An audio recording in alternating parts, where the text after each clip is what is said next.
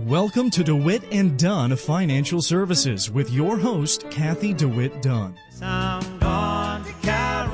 And welcome back. I'm Cathy DeWitt Dunn along with Steve Ringo. I can't believe the song that's playing right now was released 50 years ago. Can you believe that, Steve? Caroline on my mind. Well, James Taylor, what a great career he's had. It's pretty interesting. When this song was released, he was playing with Apple Records at the time. This was his first single. And if you hear in the background, listen closely, we're going to replay it here in a second. You can hear Paul McCartney and George Harrison singing background vocals. And I'm just going to let our engineer pop that in a little bit so you can hear it. I just can't believe that was 50 years ago. And I remember it. So things have changed, haven't they, Steve? They definitely have changed, and they've also changed in our studio here today. Well, if you're just joining us, it's pretty interesting. If you can see our studio, we're going to have this on our website. I am learning a new trick, all this social media with all you guys, but we have remodeled our offices, and our studio is kind of right in the middle of being remodeled. So here's a paint sample. You can't see it on the radio, but if you log on to DeWitt and Dunn, you can see we have new paint in the studio. And look at this. Behind the walls, we have new acoustical panels. Notice how well the paint matches. So next week, we'll have everything up and going. Hopefully, our contractors have been awesome to work with, and the studio should be up and running. So if we sound a little pingy today or a little out of tune from what we usually do, it's just because our studio is right in the middle of being remodeled. But it's exciting. It is exciting. And another thing that's exciting is springtime. Spring is here. I think the colder temperatures are gone. Although it's been dipping down, it's been getting pretty low at night. Well, I love it. It's really nice and cool in the mornings. But I just want to also say one thing. So this is the first time in almost 20 years I'm sitting in a different seat in the studio. And we're actually looking directly at each other rather than sitting side by side. Well, we're having a little bit of audio difficulty today, but that's okay. It'll all be streamlined next week. But we're so glad that you're with us, and we're real excited. And next week we'll have Jacob kind of maybe we'll do a little something to put on our website about how our offices are looking, the before and after. Yes. Although we might have tried to do that last week, right? Oh my gosh, it's been kind of crazy. Well, we're glad that everyone's with us today. We're going to talk about growing your money, having your money there for retirement, and making sure that it's going to be there. And it's interesting because this market is a little volatile right now, and a lot of people, it's been up and down. And then I happened to see an article this past week that we still have all the issues with the Chinese and with the tariffs and Trump and you name it. It's been kind of going on. But if you think about it, I don't want to have that in there. And when you think about it, it's interesting because Peter Lynch ran a Fidelity Magellan. He ran the fund from 1977 to 2000. And that fund was outstanding. And it's interesting because during that time, the fund was up 2,700%. Lynch appeared on a TV commercial and listened to what he had to say about how you could make money in the market. You shouldn't be intimidated. Everyone can do well in the stock market. You have the skills, you have the intelligence. It doesn't require any education. All you have to have is patience, do a little research. You've got it. Well, if it was that easy, everybody would be doing it. Well, that's true. And that was true back then, too, prior to where we're at. Exactly. And I think that's really one of the big challenges for the investor because that was a new fund way back then. Then we had, 2000. Then we had 9/11. Then we had 08. Then we had 09. In the last quarter, people were really kind of worried about what happened because of October, November, and December. And December being on record as being one of the worst months since the Depression as far as the returns.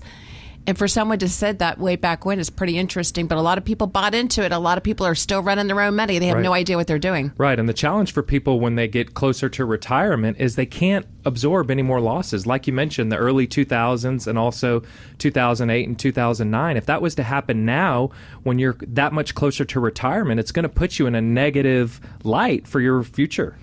Well, and you really don't have to have all the risk in your retirement as you approach your retirement years. And I think that's one of the challenges for the investor. But they bought into the buy, hold, and pray model with the big retail firms, Steve. And even recently, we've had a lot of people come into our office. And I have to tell you something. I'm going to pull this up real quick.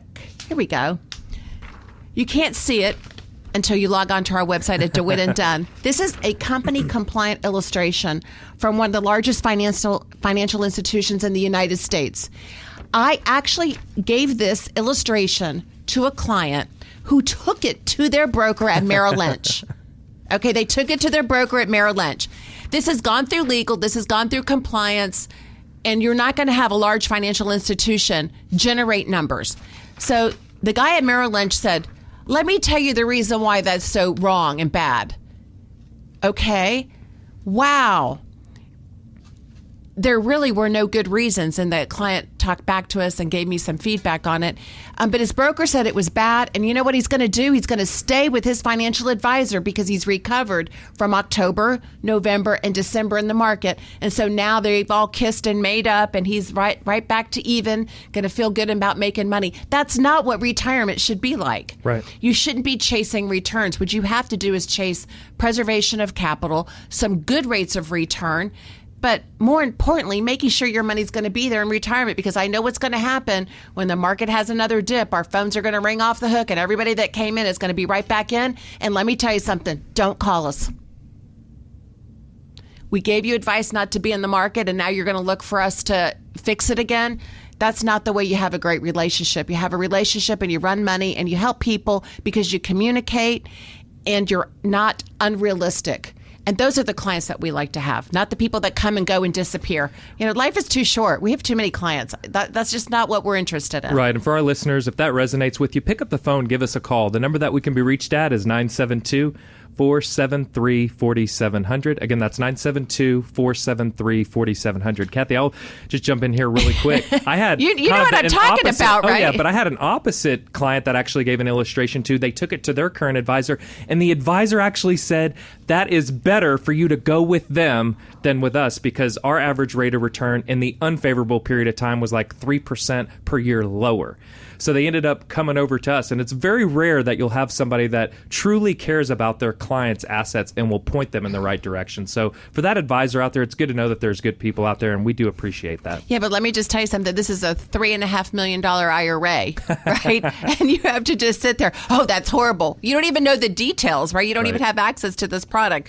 But it's just interesting how people react, because money's emotional. And I know that it is, but you have to have a plan.